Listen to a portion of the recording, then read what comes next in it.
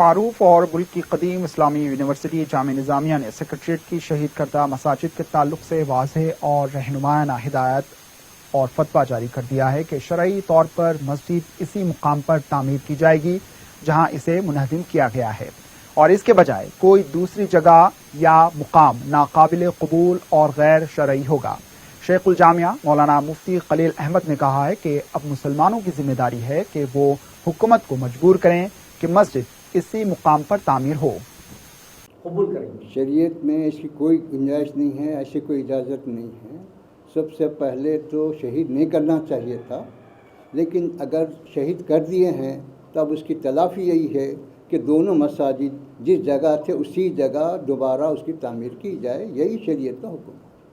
واضح ہے کہ صدر مجلس بیرسٹر اسد الدین اویسی نے اس سلسلے میں حکومت سے سخت الفاظ میں مطالبہ کیا کہ حکومت مسجد کی شہادت کے ذمہ داروں کو گرفتار کرے اور وقف بورڈ میں درج 2 مساجد کی 724 گز اراضی پر اسی جگہ مسجد کی تعمیر کی جائے۔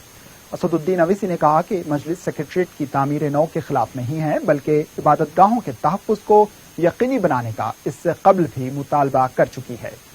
سیکریٹریٹ کی بلڈنگ کی تعمیر جو ہو رہی تھی اس میں ڈیمولیشن میں ان مسجدوں کو بھی شہید کر دیا گیا۔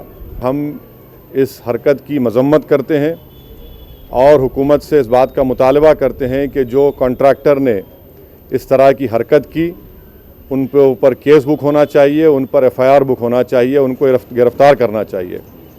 دوسری اہم بات یہ ہے کہ مجلس اتحاد المسلمین کے قائد مقننہ اکبر الدین اویسی اور بہادر پورہ کے MLA معظم نواب نے تلنگانہ کی ایوان اسمبلی میں کئی مرتبہ اس بات کو دہرایا، اس بات کا مطالبہ کیا حکومت سے کہ سیکریٹریٹ کی دونوں مساجد بلکہ منادر کی بھی حفاظت کی جائے، ان کو منہدم نہ کیا جائے۔ ہم سیکریٹریٹ کی نئی بلڈنگ بنانے کے ہرگز خلاف نہیں ہیں کہ چیف منسٹر صاحب نے اعلان کیا کہ نئے سیکریٹریٹ کی تعمیر کا میں آپ سے درخواست کروں گا کہ سیکریٹریٹ میں 2 مساجدیں ہیں، ایک مندر ہے، ان کا تحفظ ضروری ہے۔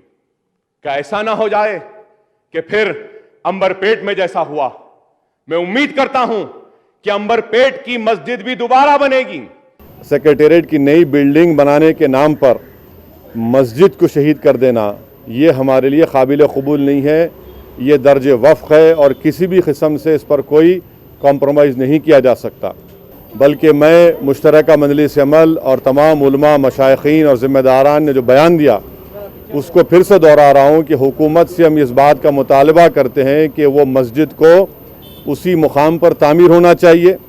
724 گز زمین رجسٹرڈ وقف ہے اور ہم مطالبہ کرتے ہیں اور امید کرتے ہیں کہ چیف منسٹر اسی مقام پر اس جگہ پر مسجد کو تعمیر کریں گے۔